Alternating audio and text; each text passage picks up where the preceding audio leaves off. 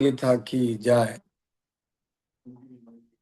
ఈరోజు మనము అర్జునుడి ద్వారా మనసు యొక్క లక్షణాలు మరియు కృష్ణ భగవానుడి ద్వారా మనసుని నియంత్రించే విధానము మనం ఈరోజు తెలుసుకుందాం.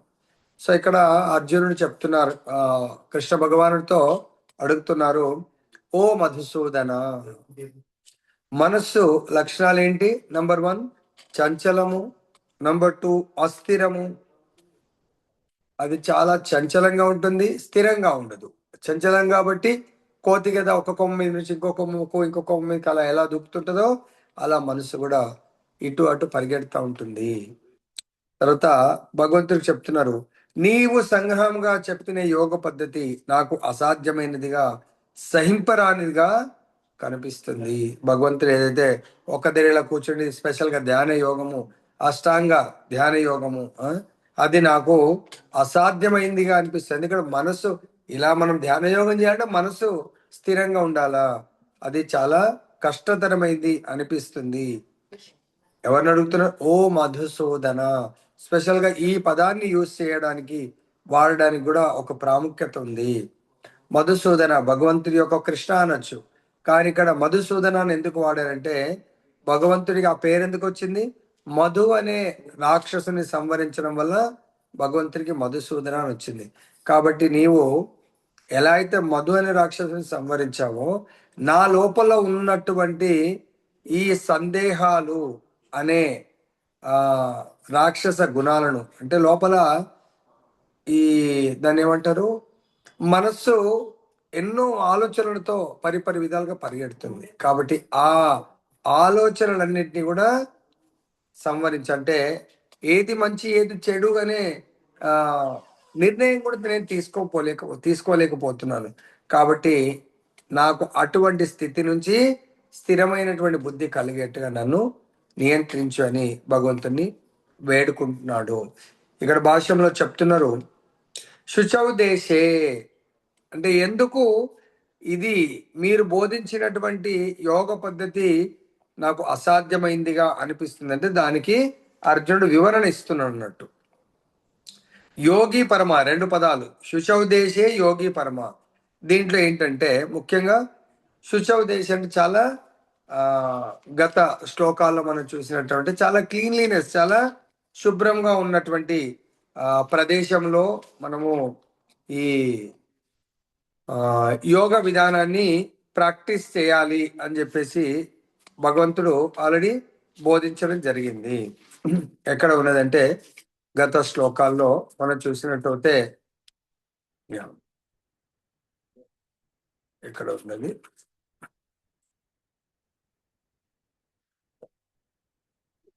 యోగ సాధన కొరకు.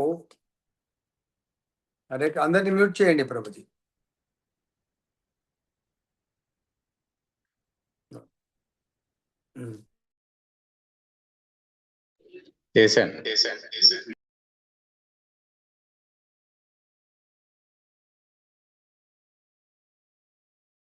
అన్మ్యూట్ అవ్వండి. పవిత్రమైనటువంటి ప్రదేశంలో యోగ సాధన ప్రాక్టీస్ చేయాల.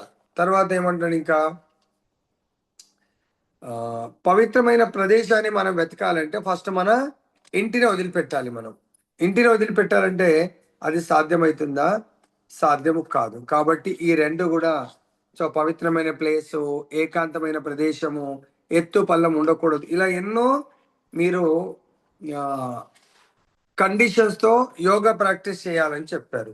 అది దాదాపుగా ద్వాపర యుగంలోనే అర్జునుడికే అసాధ్యం లాగా అనిపించింది. అటువంటిది కలియుగంలో మనము ఈ కలహాల యుగంలో స్పెషల్గా మనము భౌతికంగా ఫ్యామిలీ పట్ల ఎంతో మనం ఆసక్తులమై ఉన్నాము. అటువంటి పరిస్థితుల్లో మనము మైండ్ని కంట్రోల్ చేయడానికి మనము ఇంటిని, ప్రదేశాన్ని, సమాజాన్ని వదిలిపెట్టి వెళ్ళడం చాలా కష్టంగా అనిపిస్తుంది అని అర్జునుడు చెప్తా ఉన్నారు కృష్ణుడితో. స్వల్ప జీవితం కొరకు తీవ్ర సంఘర్షణ ఈ యొక్క యుగం లక్షణం. స్వల్ప సుఖం, కొద్దిపాటి సుఖమే, కానీ దాని కొరకు ఎంతో కష్టపడతా ఉంటాం. కానీ ఇక్కడ సరళమైన మరియు ఆచరణీయమైనటువంటి పద్ధతుల ద్వారా ఆత్మానుభూతికే జనులు శ్రద్ధ చూపడం లేదు.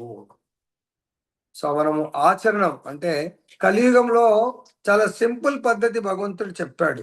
ఏంటది? సరళమైన ఆచరణమైన. మనం చూడండి, సరళమైన ఏంటి? Chaitanya Mahaprabhu chant Hare Krishna and be happy, హరినామం జపించండి, ఆనందించండి. కానీ ఎంతమందికి దాని పట్ల హరే కృష్ణ మహామంత్రాన్ని జపిస్తూ ఆనందించాలి అనే ఇంత సులభ మార్గాన్ని ఇచ్చినా కూడా మనం దాని పట్ల శ్రద్ధ కలగట్లేదు. తర్వాత మనకి ఇంకా ఇక్కడ చెప్తున్నారు, ఈ యోగ విధానము అనుసరించడము అసాధ్యమైందిగా అని భావిస్తున్నాడు. ఎందుకు? అర్జునుడు ఇక్కడ క్షత్రియ వంశానికి చెందినవాడు. తర్వాత అతనికి అంత కష్టం అనిపిస్తుంది. ఎన్నో గుణాల దృష్ట్యా అర్జునుడిలో ఎన్నో దైవీ గుణాలు ఉన్నాయి. మహోన్నతుడు, మరియు అర్జునుడు గొప్ప యోధుడు, అంతేకాకుండా దీర్ఘ ఆయుష్ కలిగినటువంటి వాడు. అన్నిటికి మించి అర్జునుడు ఆ భగవంతుడి యొక్క గొప్ప మిత్రుడు మరియు భక్తుడు. ఈ 5,000 సంవత్సరాల కింద ఇంత సద్గుణాలు, ఇన్ని క్వాలిఫికేషన్స్ ఉన్న అర్జునుడే ఈ యోగ విధానాన్ని తిరస్కరించాడు. నేను చేయలేకపోతాను, నేను నిజంగా ఈ మైండ్ని కంట్రోల్ చేస్తూ నేను జీవితాన్ని ముందుకు వెళ్ళాలంటే ఇది చాలా కష్టంగా భావిస్తుంది కృష్ణ అని చెప్పేసి. నాకే ఇంత కష్టం ఉంటే మరి సామాన్యానికి మాత్రం ఈ యోగ విధానము ఏ విధంగా ఉపయోగపడుతుంది, ఏ విధంగా వాళ్ళు దీన్ని సాధించగలుగుతారు, దీంట్లో పురోగతి సాధించగలుగుతారు. కాబట్టి ఎవరైనా నిజంగా యోగా ద్వారా మనము భగవంతుని దర్శనం చేసుకోవచ్చు. ఇంకెన్నో రకాలుగా యోగా చెప్తే అది కేవలము కాలాన్ని వృధా చేస్తున్నారు తప్ప నిజమైనటువంటి వాంఛిత లక్ష్యాన్ని మనము పొందలేము అని చెప్పేసి చెప్తున్నాం. తర్వాత ఇంకా మనసు యొక్క లక్షణాలు చంచలము, కల్లోలితము, మొండిపట్టు. మనసు ఏదైనా అనుకుంటే అదే చేస్తుంది, ఇంకా వేరే ఎవ్వరి మాట కూడా వినదు. అంతేకాకుండా బలవత్తరమైంది. తర్వాత అది ఎవ్వరి మాట వినదు. ఈ లక్షణాలు ఉన్నటువంటి మనస్సు ఎవరికైతే ఉంటుందో వాళ్ళని మనం ద్వేషిస్తూ ఉంటాం. సో లొంగ తీసుకోవడం గాలిని అణచడం కంటే కూడా ఎక్కువ కఠినమైంది. ఎన్ని లక్షణాలని? నంబర్ 1 మనసు చంచలమైంది. నంబర్ 2 అది కల్లోలితమైంది. నంబర్ 3 మొండిపట్టు. అరే యారు విననే వినరు. వాళ్ళు కాదండి, వాళ్ళ మనస్సు వినదు. ఇక్కడ మనం అర్థం చేసుకోవాలా, ఎవరిని కూడా తప్పుగా అర్థం చేసుకో. బలవత్తరమైంది మనసు. అది ఎంత చెప్పినా కూడా వినకుండా చాలా వాళ్ళు అనర్థాలను చేసుకుంటారు. ఏదో తప్పుగా అర్థం చేసుకొని ఎంతోమంది ఈరోజు సూసైడ్లకు కానీ, ఈరోజు తల్లిదండ్రుల నుంచి విడిపోవడం కానీ, గురువుల నుంచి విడిపోవడం కానీ కారణాలు ఇవే అండి. మనం చెప్తే కూడా వినరు. తప్పు మంచి అర్థం చేసుకోవడం తక్కువ, చెడు అర్థం చేసుకోవడం ఎక్కువగా ఈ రోజుల్లో ఉన్నది. దీనికి మనకు ఆచార్యుడు కఠోపనిషద్ దాని ప్రకారం చెప్తున్నారు, ఆత్మానం రతినం విద్ధి శరీరం రథమేవచ బుద్ధిం తు సారథిం విద్ధి మన ప్రగ్రహమేవచ ఇంద్రియాణి హయానాహు విషయాంస్తేషు గోచరాన్ ఆత్మేంద్రియ మనోయుక్తం భోక్తేత్యాహుర్మనీషిణః. ఈ శ్లోకం ద్వారా చాలా అద్భుతంగా వివరిస్తున్నారు. మన యొక్క దేహాన్ని ఒక రథంతో పోలుస్తున్నారు. నంబర్ 1, ఈ భౌతిక దేహం అనే రథంలో జీవుడు అంటే మనము ఆత్మస్వరూపులము, ప్రయాణికులము. 2, మన యొక్క బుద్ధి, ఇంటెలిజెన్స్ అనేది రథ సారథి. మన మనస్సు ఈ వాహనాన్ని నడిపేటువంటి సాధనము. ఇంకా ఇంద్రియాలు, స్పెషల్గా జ్ఞానేంద్రియాలు, చెవులు, ముక్కు, కళ్ళు, నాలుక, ఈ చర్మం, ఇవన్నీ కూడా మనకు 5 రకాలటువంటి గుర్రాలు. ఎవరన్నా ఈ ఫోటో మీరు స్క్రీన్ షేర్ చేయొచ్చు, ఎవరన్నా రెడీగా ఉంటే. ఓకే, ఈ విధంగా మనస్సు ఇంద్రియాల సాంగత్యంలో జీవుడు సుఖ దుఃఖాల పాలవుతా ఉన్నాడు. సపోజ్ ఈ మనస్సు, ఇంద్రియాలు, బుద్ధి మన మాట వినాలి. మనం మొన్న కూడా చర్చించాం ఏంటంటే డల్ మ్యాటర్ అంటే జీవము లేనటువంటి భౌతిక పదార్థము అన్నిటికంటే లోయెస్ట్ లెవెల్లో ఉంటుంది. దానికంటే పైన ఆ పదార్థాన్ని ఉపయోగించుకునే స్థితిలో ఉండేది ఇంద్రియాలు. ఇంద్రియాలకు పైన మనస్సు, మనస్సు పైన బుద్ధి, బుద్ధి పైన ఆత్మ. మనం ఉండాల. కానీ అది రివర్స్ డైరెక్షన్లో అయిపోతుంది. ఏంటది? మన పైన ఎస్, వెరీ గుడ్ ప్రభుజీ. మనని బుద్ధి కంట్రోల్ చేస్తే బుద్ధిని మనస్సు కంట్రోల్, మనసుని ఇంద్రియాలు, ఆ ఇంద్రియాలను ఇంద్రియార్థాలు ఈ డల్ మ్యాటర్ ని చూసి ఆకర్షితులు అయితే ఉన్నాయి. దాన్ని కొంచెం పెద్దగా చేయండి ప్రభు. కాబట్టి ఇక్కడ మనము మన మనస్సుని కంట్రోల్ చేయాలంటే ఈ సీక్వెన్స్ తెలుసుకోవాలి. ఇక్కడ ఉన్నది చూడండి, మనం లోపల ఆ రథంలో కూర్చున్నది మనము అంటే ఆత్మ. సో రథాన్ని నడుపుతుంది బుద్ధి, మన యొక్క బుద్ధి. ఆ నడపడానికి కావలసిన సాధనం ఏదైతే ఇంద్రియాలకు బుద్ధికి మధ్య సాధనం ఏదైతే అది మనస్సు. ఇంద్రియాలంటే ఈ గుర్రాలు. ఈ రథాన్ని ఒక్కొక్క గుర్రము ఒక్కొక్క సైడ్ లాగుతూ ఉంటే రథం ఎలా వెళ్తుందండి. కాబట్టి ఆ గుర్రాలన్నీ కూడా మనసు కంట్రోల్లో ఉండాలా, మనస్సు బుద్ధి కంట్రోల్లో ఉండాలా, బుద్ధి మన కంట్రోల్లో ఉండాలి. మనం ఎవరి కంట్రోల్లో ఉండాలా? ఋషికేశుడి యొక్క కంట్రోల్లో ఉండాలా. అప్పుడు ఏమవుతుంది? మన మనస్సు ఆటోమేటిక్గా మనం చెప్పిన విధంగా ఉంటుంది, వింటుంది. సో ఇక్కడ మనకు ఇంకా ఏం చెప్తున్నారంటే, బుద్ధి మనసుకు నిర్దేశం ఇవ్వాలా, బుద్ధికి ఆత్మ నిర్దేశం ఇవ్వాలా, మనసు ఈ మొండి పట్టుతో ఉన్నటువంటి ఇంద్రియాలకు నిర్దేశం ఇవ్వాలా, ఇంద్రియాలన్నీ కూడా మన మాట వినాలా. ఇది ఎప్పుడు సాధ్యమవుతుంది? శ్రీ చైతన్య మహాప్రభు చెప్తున్నారు, మంత్ర మెడిటేషన్ ద్వారా ఈ బుద్ధిని మనస్సుని ఒక సరి అయిన విధానం అంటే మన కంట్రోల్కి తెచ్చుకోవాలంటే, కొంతమంది మీరు అప్పుడప్పుడు చూస్తున్నారు, కొంతమంది యోగులు తాంత్రిక శక్తుల వాళ్ళు మన మీద హిప్నాటిజం లాగా మన మీద ప్రయోగం చేసి మనని వాళ్ళు వశీభూతం చేసుకుంటారు.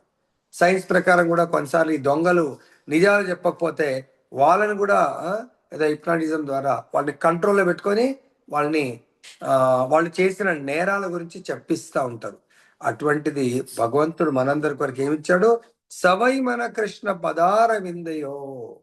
సో ఈ మనస్సు ఎప్పుడు కూడా భగవంతుడి యొక్క పాద పద్మాల చెంత మనం నియుక్తం చేస్తే అప్పుడు కంట్రోల్ అవుతుంది. ఎలా నియుక్తం చేయొచ్చు? హరే కృష్ణ హరే కృష్ణ కృష్ణ కృష్ణ హరే హరే, హరే రామ హరే రామ రామ రామ హరే హరే. మనకు ఆచార్యులు ఏం చెప్తున్నారంటే, ఈ మనస్సుని కంట్రోల్ చేయడానికి కొరకు ABCDEF ఫార్ములా మనకు బోధించారు. ఒకేసారిగా మనం నామం చేస్తూ కంట్రోల్ అయిపోయిందంటే కాదు. సో స్లోగా, ఈవెన్ నామం చెయ్యక ముందు అందరూ మనం చెప్పగానే టక్కర్ మాల తీసుకొని జపం చేస్తారంటే చెయ్యరు. వాళ్ళందరికీ ఏమి ఇవ్వాలా? మనము అసోసియేషన్ ఇవ్వాలా. భక్తుల ఎవరైతే జపమాల చేస్తుంటారో, ఎవరైతే భగవంతుడి యొక్క కీర్తన చేస్తూ ఉంటారో, ఎవరైతే భగవంతుడి పట్ల ఆకర్షితులుగా ఉంటారో, ఎవరైతే భగవంతుడు అంటే చాలా ప్రేమతో సేవ చేస్తూ ఉంటారో, అటువంటి సాధువుల సాంగత్యంలో మనం వీలైతే ఎక్కువ సమయాన్ని గడపాలి. అప్పుడు ఏమవుతుందంటే మన మైండ్ అటు ఇటు పరిగెత్తది ఇంకా. సో మైండ్ ఏం చేస్తుందంటే బంధిస్తుంది. ఏది? ఆరా, భగవంతుడి యొక్క మంత్రం అనే పవర్ ఆ యొక్క లిమిటేషన్ దాటకుండా కాపాడుతూ ఉంటుంది. మనం కూడా అప్పుడప్పుడు దొంగలు ఉంటారు, వాళ్ళకి ఏం చేస్తారంటే జైలు అంటే పెద్ద పెద్ద గోడలు ఉంటాయి, వాడు ఇలా ఎక్కి ఇంకా దూకలేడు, పెద్దగా ఉంటాయి అవి. అలా ఈ మైండ్ ఎటు పరిగెత్తకుండా భగవంతుడి నామ సంకీర్తన, భగవంతుడి కథామృతము, భక్తుల యొక్క సంఘంలో దాన్ని బంధించాలా. ఎక్కువ వీలైనంత ఎక్కువ సమయము చాలా భక్తుల దాంట్లో ఉండడం వల్ల మనకేమనిపిస్తుంది అంటే, మన మనసు సరే మనం కూడా ఒకసారి ట్రై చేద్దాం, ఇంతమంది భక్తులు ఏదో జపం చేస్తున్నారు, లెట్ us ఆల్సో ట్రై అని చెప్పేసి మన మనసు కూడా ఒకసారి మాల చేయడానికి ప్రారంభిస్తుంది. అప్పుడు ఏమవుతుంది? అసోసియేషన్లో ఏం స్టార్ట్ అవుతుంది?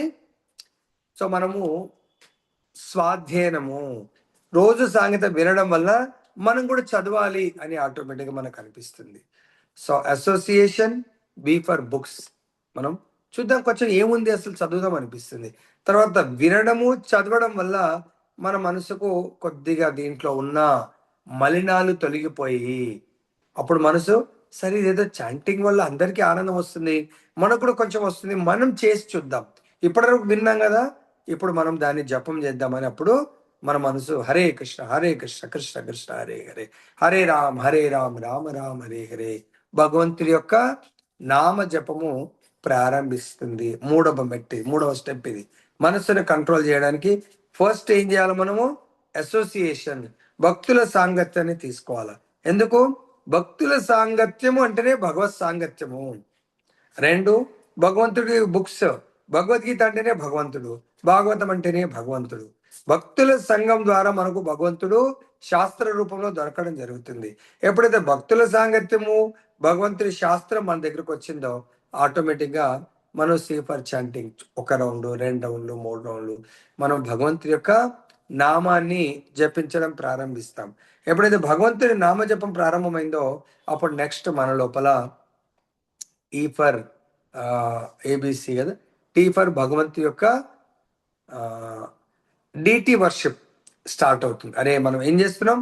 విన్నాము, చదివాము, తర్వాత జపం చేస్తున్నాము. అప్పుడు మన లోపల అరే నేను కూడా భగవంతుడికి ఏదో ఒకటి చేయాల, మనము సర్వీస్ చేయాల. అదే భగవంతుడి యొక్క అలంకారం కానీ, భగవంతుడి ప్రసాదం నైవేద్యం పెట్టడం కానీ, భగవంతుడి కొరకు కీర్తన చేయడం కానీ, భగవంతుడి ఆరతి చేయడం కానీ, ఇదేమంటారు? దీన్ని అర్చన.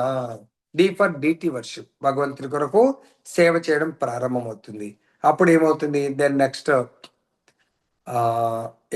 ఈ ఫర్ భగవంతుడి గురించి ఇంకా నేను తెలుసుకోవాలి. ఎడ్యుకేషన్ ఒక క్రమమైన పద్ధతిలో. ఇప్పుడు మన దగ్గర కూడా వారానికి 2 సార్లు 3 సార్లు వచ్చిన వాళ్ళు ఉన్నారు. వాళ్ళు కాస్త ఒక్క పూట రెగ్యులర్ అయిన వాళ్ళు ఉన్నారు. ఇప్పుడు 2 అంటే సిస్టమేటిక్ స్టడీ తెలుసుకోవాలా అనేదాన్నే ఈ ఫర్ ఎడ్యుకేషన్. ఫైనల్గా ఏమవుతుంది? ఇంకా భగవంతుడి F for food. So last కొన్ని ఎడ్యుకేషన్ ద్వారా మనకేమైంది? భగవత్ ప్రసాదమే తీసుకోవాలి. అప్రసాదం తీసుకుంటే నాకు చాలా నష్టం జరుగుతుంది అని ఏం చేస్తారు?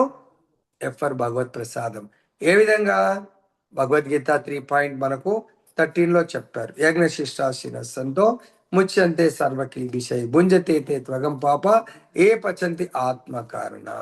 ఈ విధంగా ఎవరైతే మనసుని ఈ విధి విధానాల ద్వారా కంట్రోల్ చేస్తే మనసే మనకు బెస్ట్ ఫ్రెండ్. ఒకవేళ మనసుని మనం కంట్రోల్ చేయకపోతే మనసే మనకు గొప్ప శత్రువు. ఏ విధంగా అయితే ఒక కత్తి ఉన్నది, ఆ కత్తిని మనసుతో పోలిస్తే కత్తి ఒకవేళ డాక్టర్ చేతుల్లో ఉంటే డాక్టర్ గారు అదే కత్తితో ఒక రోగిని రక్షిస్తాడు. అదే కత్తి దొంగ చేతిలో ఉంటే ఒక మనిషిని సంవరించి తనకు కావాల్సిన అన్ని కూడా ఎత్తుకొని వెళ్ళిపోయే అవకాశం ఉంటుంది. కాబట్టి మనస్సు మన కంట్రోల్లో, డాక్టర్ కంట్రోల్లో ఉంటే రోగిని రక్షిస్తాడు. అదే మనసు దొంగ చేతిలో పెడితే అదేం చేస్తుంది? ఒక వ్యక్తి యొక్క ప్రాణాన్ని తీసే అవకాశం ఉంటుంది. సో కాబట్టి మన మనస్సుని మనం కంట్రోల్ చేయాలంటే మీకు అర్థమైంది అనుకుంటాను. ABCDEF ఫార్ములా పాటించండి. తర్వాత మనసుని భగవంతుడు ఏం చెప్తున్నాడు ఇంకా కంట్రోలింగ్ చేయడానికి కొరకు? ఓ మహాభావులు కలిగిన కుంతి పుత్ర, చంచలమైన మనసుని నిగ్రహించడం నిస్సందేహంగా కష్టమే, కానీ సాధన ద్వారా మరియు వైరాగ్యం ద్వారా ఈ మనము ABCDEF అనే సాధన చేయడం వల్ల మన లోపల ఈ భౌతిక ప్రపంచం పట్ల వైరాగ్యం వస్తుంది. ఆ వైరాగ్యం ఎలా ఉంటుందంటే మనం దేని పట్ల కూడా ప్రభావితులము కాము. ఎవరన్నా మనల్ని పొగిడినా, ఎవరన్నా మనల్ని నిందించినా కూడా మన మనసు కంట్రోల్ ఉంటుంది. కాబట్టి దానికి ఎఫెక్ట్ కాదన్నట్టు. ఎఫెక్ట్ అవుతే మనం మళ్ళీ సుఖ దుఃఖ వాళ్ళతో పోట్లాడడం కానీ, లేదంటే ఒకరితో మిత్రత్వం, ఒకరితో శత్రుత్వం అనేది స్టార్ట్ అవుతుంది. కాబట్టి ఈ వైరాగ్యం అనేది సాధన ద్వారా సాధ్యమవుతుంది. మరి ఆ సాధన ఏంటి? తీర్థస్థానంలో ఉండటము, మనస్సును పరమాత్మపై కేంద్రీకరించడము, ఇంద్రియాలను మనసు నిరోధించడము, బ్రహ్మచర్యం పాటించడము, ఏకాంతంగా ఉండటం వంటి కఠినమైన నియమ నిబంధనలను కలియుగంలో పాటించలేడు. ఇవన్నీ కూడా ఇది సాధన, కానీ పాటించలేడు. కాబట్టి మనం చేయవలసింది ఏంటంటే భగవంతుడు నవదా భక్తి 9 రకాలైనటువంటి భక్తులు మనకు బోధించడం జరిగింది. ఆ 9 రకాలైనటువంటి భక్తుల్లో శ్రవణము చాలా ముఖ్యమైంది. కానీ మనము శ్రవణము, దాని తర్వాత కీర్తనము, స్మరణము, పాద సేవనము, అర్చనము, వందనము, తర్వాత దాస్యము, సఖ్యం, ఆత్మ నివేదనం. సో ఇక్కడ మనము రకరకాలటువంటి మనుషులు మనం చూస్తూ ఉంటాం. వాళ్ళ యొక్క రకరకాలటువంటి వాళ్ళ పనులను, కార్యాలను మనము చూస్తూ ఉంటాం. భగవంతుడు ఇక్కడ చాలా అద్భుతమైనటువంటి ఎగ్జాంపుల్స్ మనకు చెప్తున్నాడు ఏంటంటే, మనుషుల్లో 4 రకాలటువంటి దోషాలతో కూడుకొని ఉంటారు. అంత సులభంగా మన మైండ్ ఇమ్మీడియట్‌గా క్యాప్చర్ అవుతుందా? కాదు. ఏంటా ఆ 4 రకాలటువంటి మనుషులు? ఒకరేమో కేవలం భగవంతుడి గురించి అంటే శాస్త్రాన్ని విని నేను ఇది చెయ్యకూడదు అని మనసు ద్వారా కన్విన్స్ అయ్యి సో చెయ్యకూడని పనులు చేయడు. అంటే భౌతిక భోగాల కొరకు పనులు చేయొద్దంటే చేయడు. కేవలం ఆధ్యాత్మిక ఆనందాన్ని కొరకు పని చేయాలంటే ఆ పనులు చేస్తా ఉంటాడు. ఎందుకు? భౌతికం గురించి చేస్తే నేను బందీ అవుతాను. ఎట్లయితే ఇప్పుడు రోడ్డు మీద పోతున్నా ఎవరికో యాక్సిడెంట్ చేసి వాడు చనిపోయాడు అనుకోండి, మనం తీసుకెళ్లి జైల్లో పడేస్తారు. అట్లా చేయకూడని పనులు చేస్తే బందీ అవుతాము. చేయవలసిన పనులు చేస్తే ముక్తులం అవుతాము. సో ఇక్కడ ఏంటంటే ఒకడు వింటాడు, అలర్ట్ అవుతాడు. ఒకడేమో అలా ఎవడన్నా చేసి సో ప్రభుత్వ నియమించినటువంటి ఆ, వీళ్ళు పోలీసు వాళ్ళు కానీ వాళ్ళ ద్వారా వాడు బంధింపబడి సో జైల్లో పడేసి చూసి అమ్మో నేను ఇలా చెయ్యకూడదని అనుకుంటాడు. మూడవ వ్యక్తి వింటాడు, చూస్తాడు, నా వంతుకు వచ్చినప్పుడు కదా అనుకుంటాడు. ఎప్పుడైతే వాడు అనుభవపూర్వకంగా వాడు కూడా శిక్ష అనుభవిస్తాడు అప్పుడు మారుతాడు. నాలుగో వ్యక్తి శిక్ష అనుభవించినా కూడా వాడు ఎందుకు మారే పరిస్థితి, వాడి మైండ్ అంతా స్ట్రాంగ్ గా ఉంటుంది అన్నట్టు, మొండితనం ఉంటుంది, ఎవడి మాట వినదన్నట్టు. సో ఇక్కడ భగవంతుడు అందు గురించి ఏం చెప్తున్నాడంటే, కృష్ణుడి గురించి వినినప్పుడు మనిషి అప్రయత్నంగానే పరతత్వం వైపుకు ఆకర్షితుడయ్యే కారణంగా అది ఆచరణీయమైనటువంటి పద్ధతి అవుతుంది. కాబట్టి ఇక్కడ మనం ఎక్కువ భగవంతుడి గురించి, భగవంతుడి యొక్క లీలల గురించి వింటే ఎటువంటి మూర్ఖుడైనా కూడా అతని లోపల మార్పు అనేది వస్తుంది. కానీ మనం ఏం చేస్తున్నామంటే అదే చేయలేకపోతున్నాం. ఫస్ట్ వినడం అంటే వినడమే కాదు, విని భక్తుల సాంగత్యం ఏ కొంచెం అవకాశం ఉన్నా ఇమ్మీడియట్ గా తీసుకోవాలా.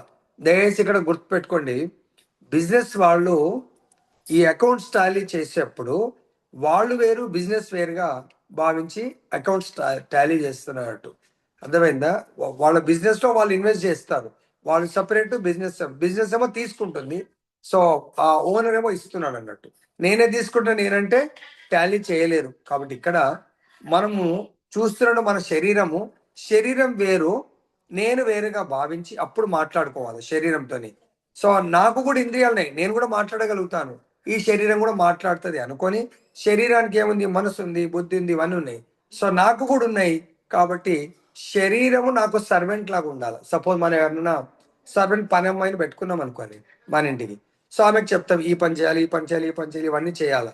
ఓకే అమ్మ గారు అంటారు.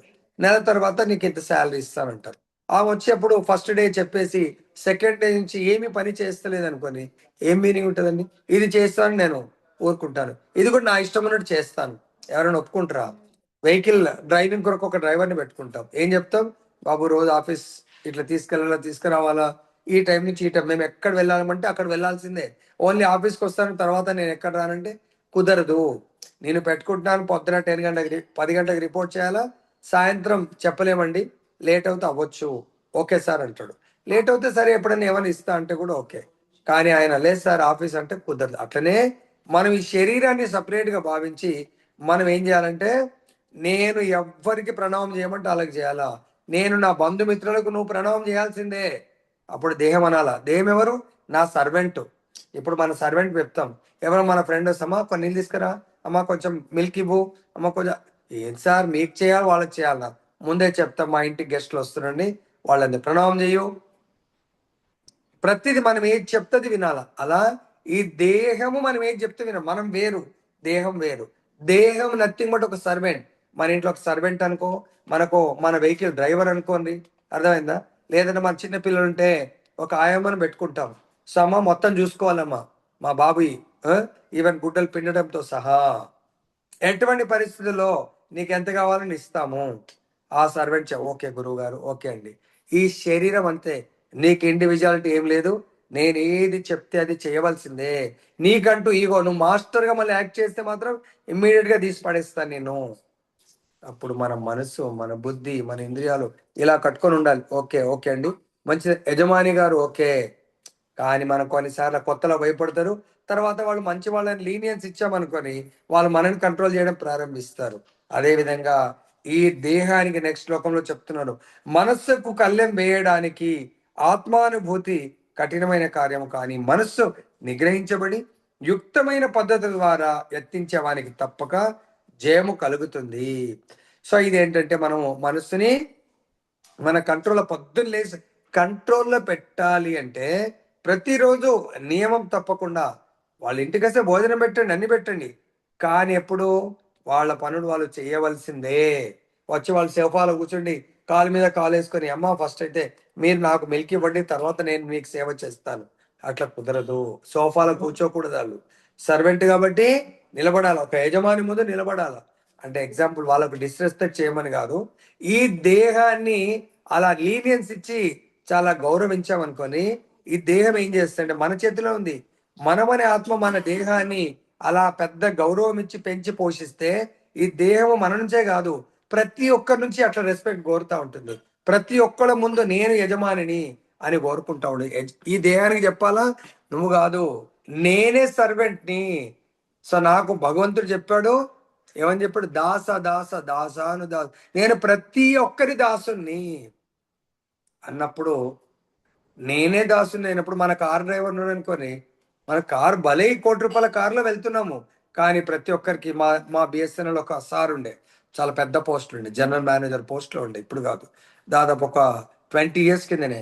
ఆయన అటెండర్ వస్తే కూడా చెప్పు బాస్ అంటుండే. అరే అందరు షాక్ అవుతుంది, జిఎం ఏంటి, అటెండర్ ఏంటి, బాస్ చెప్పు బాస్ బాస్ అంటుండే ఆయన.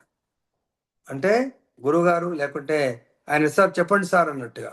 కాబట్టి మనం చెప్పాలా మన దేహానికి, మన ఇంద్రియాలకు, మన మనసుకు, నేను ప్రతి ఒక్కరి సేవకుడిని. అంటే మన డ్రైవర్ సపోజ్ మా యజమాని ₹1,00,00,000 కారు, యజమాని యొక్క కార్ డ్రైవర్ని, సో సార్ లేనప్పుడు నేనే యజమాని లాగా ట్రీట్ చేయొద్దు. మన కార్ డ్రైవర్ బాబు, మన పిఏ కనుక నేను ప్రతి ఒక్కరికి దండం పెట్టేవాడిని అంటే డ్రైవర్ అమ్మో నేను కూడా దండం పెట్టాలా, ఎంత భలే వాళ్ళందరూ దండం నమస్తే పెడుతుండొచ్చు, కానీ నేను ప్రతి ఒక్కరికి దాసుని అన్నప్పుడు డ్రైవర్ కంట్రోల్లో ఉంటాడు, మన సర్వెంట్ కంట్రోల్లో ఉంటాడు, మన పిఏ కంట్రోల్లో ఉంటాడు. అరే మా సారు యజమాని కాదు, ఆయన 10 సార్లు చెప్తుండు నేను దాసుని దాసుని అని. అప్పుడు ఏమవుతుంది, మన డ్రైవరు ప్రతి ఒక్కరికి నమస్తే పెట్టాల్సిందే, మన పిఏ ప్రతి ఒక్కరికి నమస్తే పెట్టాల్సిందే, మన సర్వెంట్ ప్రతి ఒక్కరికి నమస్తే పెట్టవలసిందే. అది స్ట్రిక్ట్ రూల్స్.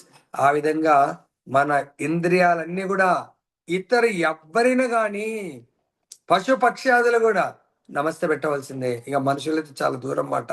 మన మనసు ఫుల్లీ ట్రైన్డ్, నువ్వు ప్రతి ఒక్కరికి నేనే దాసుడిని కాబట్టి నువ్వు కూడా దాసుడివి, మన బుద్ధి నువ్వు కూడా దాసుడివి. ఇది ఎప్పుడు వస్తుందంటే, నేను ఇది ఒక కథామృతం వింటుండే, ఎలా ఉంటుందంటే అప్పుడప్పుడు మనకు ఎగ్జామ్ అంటే మన ఇంద్రియాలకు ఎగ్జామ్ జరుగుతుంది. ఎవరి వల్ల, మనం ఎగ్జామ్ పెట్టుకోగలుగుతామా, ఇతరులు మనకి ఎగ్జామ్ పెట్టగలుగుతారు. ఎలా అంటే ఓ గురువు గారు అంటే ఆయన ఇప్పుడు గురువు గారు, అప్పుడు మామూలు చిన్న ట్రైన్ గురువు గారి దగ్గర శిష్యుడి లాగా ఉండే, చాలా మంచి పర్ఫెక్ట్ శిష్యుడు అన్నట్టు. వాళ్ళ గురువు గారు ఏం చేస్తారు, ఇంకో గురువు గారి దగ్గరికి పంపిస్తారు, ఏదో పని మీద పంపిస్తే ఆ గురువు గారి దగ్గరికి వెళ్ళి, పని మీద కదా, ఆ గురువు గారికి ఏదో ప్రసాదం ఇచ్చేసి ఒక చలికాలం ఒక చాదర్ ఇచ్చేసి వెళ్ళిరా అంటాడు. అప్పుడు ఆ గురువు గారి ప్రణామం చేసి, ప్రసాదం మా గురువు గారు పంపించారండి అని చాదర్ ఇచ్చి అంతా చేస్తే, అప్పుడు ఆ గురువు గారు మంచిగా ఆశీర్వదించి అంటాడంట, శ్రీరామనవమి రోజు నువ్వు రామచంద్రుడికి అభిషేకం చేయాలా, నువ్వు రా అంటాడంట. చూడండి ఇది చాలా ఇంట్రెస్టింగ్. లాస్ట్ దీంతో ఏం చేస్తా అంటే మైండ్ ఎలా కంట్రోల్, ఆ గురువు గారు అది చెప్పిన తర్వాత చాలా అద్భుతంగా అనిపించింది.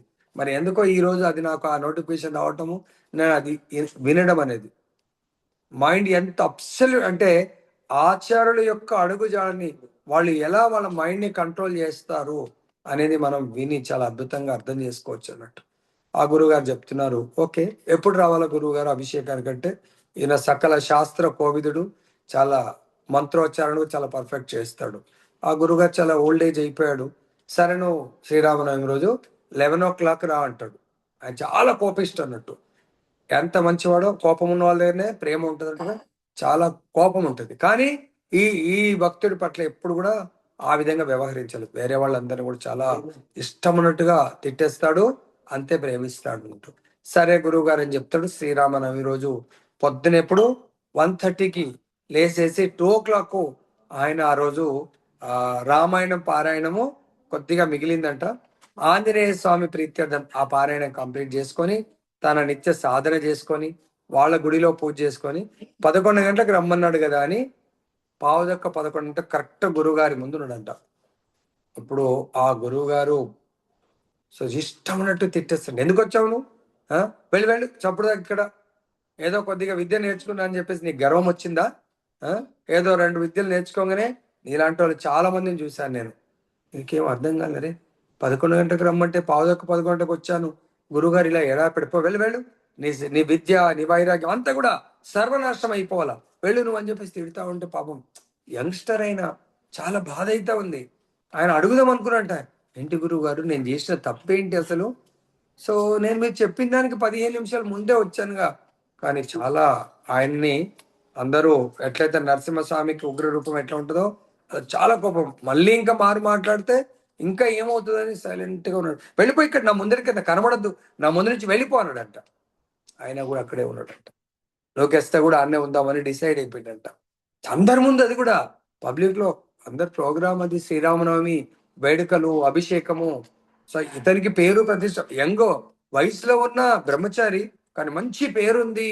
సో ఇలా తిట్టేస్తున్నాడు, ఏంటి ఆయన చేసిన తప్పు ఏంటి అని చెప్పేసి ఇష్టమున్నట్టు తిట్టేసినట్ట. తిట్టేసి ఆయన్నే అభిషేకానికి చాలా వృద్ధాప్యంలో ఉన్నాడు, చేత కాకుండా వెళ్ళి ఆ నీళ్లు బావి నుంచి నీళ్లు చేదుకొని వచ్చి తర్వాత పాలతో అభిషేకం స్టార్ట్ చేస్తున్నాడంట. ఈ బ్రహ్మచారి మెల్లంగా ఆ చిన్నగా కర్టన్ దగ్గరికి అక్కడ వెళ్ళి ఆ చిన్నగా ఆ వచ్చిండే రామన శ్లోకాలు చెప్పడం ప్రారంభించిందంట. ప్రారంభిస్తే అన్ని చాలా తిట్టేసినాడు అందరి ముందు. ఇంకా తిట్టినా కూడా బ్రహ్మచారి ఆ కర్టన్ దగ్గర వెళ్ళి చిన్నగా చెప్తా ఉంటే అప్పుడంట, చిన్నగా ఎందుకు చెప్తున్నావు, గట్టిగా చెప్పు అన్నాడంట. అప్పుడు కొంచెం ధైర్యం వచ్చిందంట. గట్టిగా చెప్పు అని చెప్పేసి కొంచెం స్మైల్ ఇచ్చి వచ్చి అభిషేకం చెయ్యు ఇది అని చెప్పేసి, నువ్వే చేసే మొత్తం అభిషేకం తర్వాత ఆర్తి చేయు, అలంకారం చెయ్యు అని చెప్పేసి నేను కిందికి వెళ్తున్నా అని వెళ్ళిండంట. అప్పుడు అసలు ఈయన ఇప్పటివరకు అంత తిట్టాడు, మళ్ళీ ఇలా చేసినంటే ఆ రోజు 11 అంటే 12కు ఆరతి చేయాలా, కానీ అంత లేట్ స్టార్ట్ చేశారు కాబట్టి 1 o'clock ఆరతి అయిపోయింది, అంత అయిపోయింది, ప్రసాదం అయిపోయింది. వాళ్ళ గురువు గారి దగ్గరికి వెళ్ళి, గురుగారు ఈరోజు ఇంత చేదు అనుభవం అయింది, ఏంటో నాకేం అర్థం కాలేదు, గురువుగారు చాలా తిట్టేసిండు అని చెప్పిండట. అప్పుడు వాళ్ళ గురువు గారు అంట, ఆయన పేరు పండిట్ అంటుండే, పండిట్ నువ్వు ఈరోజు చాలా గొప్ప అపరాధం చేశావు అన్నాడట. గురువుగారు నేనేం అపరాధం చేశాను? 11కు రమ్మంటే 11:15 వెళ్ళాను. కానీ నిజంగా ఎప్పుడైనా సేవ ఉన్నదంటే దాని మీనింగ్ ఏంటి? 15 నిమిషాలు వెళ్తావా నువ్వు? ఇక్కడ ఏం చేసావు నువ్వు? కంప్లీట్ గా అక్కడే ఉండి గురువు గారి దగ్గర ముందు ఎంతో పెద్ద ప్రోగ్రాం అది, ముందే వెళ్ళి నువ్వు ఉండి ఉంటే ఆయన ఎంతో ఆనందపడేవాడు కదా. ఎప్పుడు కూడా గురువులకు కోపం వచ్చే విధంగా మనం యాక్ట్ చేయొద్దు. కాబట్టి నువ్వు పొద్దున్నే వెళ్ళాల్సిండే, అంత పెద్ద ప్రోగ్రాంకి రమ్మన్నాడు నిన్ను. కాబట్టి వెళ్ళి నీవు నా అపరాధాన్ని మన్నించండి గురువుగారు, నా వల్ల మీరు ఇంత పవిత్రమైన రోజు క్రోధానికి గురయ్యారు. జనరల్ గా భక్తులకు క్రోధం రావద్దు అని ఆయన కాళ్ళ మీద పడి వేడుకో, అప్పుడు ఆ గురువు గారు కూడా శాంతిస్తారు, నిన్ను ఆశీర్వదిస్తాడు అని చెప్పేసి అంటే, మళ్ళీ గురువు గారు చూడండి, గురువు గారు చెప్పారా వినాల్సింది. అక్కడ ఆర్గ్యుమెంట్ చేయట్లేదు, నేను ఎందుకు వెళ్ళాలా, నాది ఏం తప్పు ఉంది, మళ్ళీ వెళ్ళి ఎందుకు క్షమాపణ కోరమంటున్నారు? నో, గురువు గారు చెప్పారు, వెళ్ళి ఆయన కాళ్ళ మీద పడి, గురుగారు నన్ను క్షమించండి, మీకు ఆ రోజు కోపం వచ్చే విధంగా నేను ప్రవర్తించాను అంటే అప్పుడు ఆ గురువు గారి కళ్ళ నుంచి అశ్రుధారాలు గారుతా ఉన్నాయంట. ఆహా పండిట్, ఇప్పుడు నువ్వు నా మనసుని గెలిచావు. నువ్వు ఆ రోజు నేను ముందే డిసైడ్ చేసుకున్నా, నేను ఈ రోజు పరీక్ష పెట్టాలని. నువ్వు 11 గంటలకు కాదు, నువ్వు పొద్దున 5 గంటలకు 6 గంటలకు వచ్చినా నిన్ను ఖచ్చితంగా తిట్టాలి అనుకున్నా, నేను నిన్ను టెస్ట్ చేయాలనుకున్నా. ఒకవేళ ఆ రోజు నువ్వు నేను అంత తిడుతుంటే ఎదురు మాట్లాడి ఉంటే నేను ఇమ్మీడియట్ గా అక్కడి నుంచి పంపించేవాడిని, ఎప్పుడు నేను నీతో మాట్లాడేవాడిని కాదు. అంతేకాకుండా ఒకవేళ నువ్వు నేనేం తప్పు చేశాను అది ఇది ఒకవేళ నువ్వు అని ఉంటే, లేదా నువ్వు అక్కడ నేను తిట్టినప్పుడు వెళ్ళిపోయి ఉంటే, నెక్స్ట్ నా యొక్క ఆశ్రమ ప్రాంగణంలోకి నిన్ను రానిచ్చేవాడిని కాదు, కానీ నా టెస్ట్లో నువ్వు పాస్ అయిపోయావు, నీకు భగవంతుడి యొక్క విశేష కృప ఆశీస్సులు నీకుంటాయి, నువ్వు గొప్ప మహాసంతు అవుతావు అని చెప్పేసి ఆయన ఆశీర్వదించడం జరిగిందంట. అంటే గురువులు ఏం చెప్తారంటే, ఈ కలికాలంలో ఎవరు గొప్ప గురువు కాగలుగుతారంటే తన శిష్యులను ఎప్పుడు పొగుడుతా ఉన్నవాళ్ళు. ఎవరు గొప్ప తండ్రి కాగలుగుతారంటే తన తన సంతానాన్ని ఎప్పుడు పొగుడుతా, వాడు ఏమన్నా చేయని పొగుడుతూ ఉండాలా. వాడు అమ్మ మా నాన్న మంచోడు, మా అమ్మ మంచిది, మా గురువు గారు మంచోడు అని కలియుగంలో భావిస్తూ ఉంటారు. కానీ వాళ్ళు నిజమైన గురువులు కాదు, నిజమైన తండ్రి కాదు, నిజమైన తల్లి కాదు, నిజమైన శ్రేయోభిలాష్ కాదు. మన లోపల ఉన్నటువంటి తప్పులు, ప్రతి తప్పుని కూడా తీసి మనని మార్చేటువంటి వాళ్ళు. అంతేకాకుండా కొన్నిసార్లు ఏమవుతుందంటే ఆ గురువు గారు చెప్తున్నారు, మన లోపల మేబీ అప్పుడు ఆ క్షణంలో తప్పు లేకుండొచ్చు. కొన్నిసార్లు మన లోపల ఉన్నటువంటి ప్రారంధ కర్మ, పూర్వజన్మ ఏదన్నా అటువంటి మన అపరాధాలు ఏమైనా ఉంటే వాటిని తొలగించడానికి కొరకు, లేదంటే ఈ జన్మలో ఉన్నది లేదు అంటే మనని రక్షించడానికి కొరకన్నా ఇటువంటి అపరాధం ముందు ముందన్నా చెయ్యొచ్చు ఎవరన్నా. కాబట్టి వాళ్ళు రక్షించడానికన్నా గురువులు ఇటువంటి లీలలు చేస్తూ ఉంటారు. లైక్ దీనికి ఎగ్జాంపుల్ నారద మహర్షి ఉన్నాడు. నారద మహర్షి ఏం చేశారు, నలకుబరం అనే గురువుని వాళ్ళని శపిస్తాడు. మీరు మీ లెవెల్కు తగ్గట్టుగా కుబేరుడు కుమారుడు లాగా మీరు ప్రవర్తించట్లేదు, ఒక దానవ సంతానం లాగా అమ్మాయిలతో అలా విచ్చలవిడిగా తిరగడం ఏంది అని చెప్పేసి శపిస్తే, అంటే ఆచార్యుడు శపించినా మన యొక్క జీవిత ఉద్ధరణ కొరకే ఉంటుంది. కానీ ఈ రోజు అంత ఓపిక ఎక్కడుందండి. మనం ఎవరినైతే ఆచార్యులు అనుకుంటామో దయచేసి దీని తర్వాత మనకు టెస్టింగ్ అన్నట్టు, ఆ ప్రభుజీ నేను చాలా కంట్రోల్లో ఉన్నా అనుకుంటాం, నిజంగా మన కంట్రోల్లో ఉందా లేదని. ఇలా ఏమీ తప్పు చేయనప్పుడు ఎవరైనా మనం నిందించారనుకోండి, అప్పుడు తెలుస్తుంది మనం నిజంగా కంట్రోల్డ్ మైండ్లో ఉన్నామా, అన్కంట్రోల్డ్ ఉన్నామా. మనం కూడా ఇష్టం ఉంటూ మాట్లాడిస్తాము, డిసైడ్ చేసుకుంటాం ఇంకా వీళ్ళతో మాట్లాడకూడదు, ఈ గురుగారిని వదిలేయాలా, ఈ సత్సంగిని కూడా వదిలేయాలా, మనం ఫెయిల్ అయిపోయినట్టే ఎగ్జామ్లో. కాబట్టి మనము ఇటువంటి ఆచారుల యొక్క నిత్య లీలలు వింటూ ఉంటే మన మనసు అప్పుడు స్థిరపడుతుంది. దీనికి ఎన్నో లీలలు ఉన్నాయి, అర్థమైందా. ఇంతకుముందు నృగ మహారాజు అంటే కృష్ణుడి యొక్క ద్వాపర యుగంలో ఆ రాజుగారు ఎంతో ధర్మాలు చేస్తూ ఉంటారు. కొన్ని లక్షల ఆవుల్ని. సో ఒకరోజు ఏమవుతుందంటే ఒక బ్రాహ్మణుడికి కొన్ని వేల ఆవుల్ని దానం చేస్తాడు. నెక్స్ట్ డే ఇంకొక బ్రాహ్మణుడు వస్తాడు, ఆయనకు కూడా కొన్ని వేల ఆవుల్ని దానం చేయడం జరుగుతుంది. అప్పుడు మొదటి రోజు ముందు రోజు దానం చేసినటువంటి ఆ బ్రాహ్మణుడి ఆవుల మందులోంచి ఒక ఆవు నెక్స్ట్ డే దానం చేసినటువంటి ఆ బ్రాహ్మణుడి ఆవుల మందులో కలుస్తుంది. అప్పుడు వాళ్ళిద్దరూ ఇది నాదంటే నాది, నాదంటే నాదని ఫైట్ చేస్తూ ఉంటారు.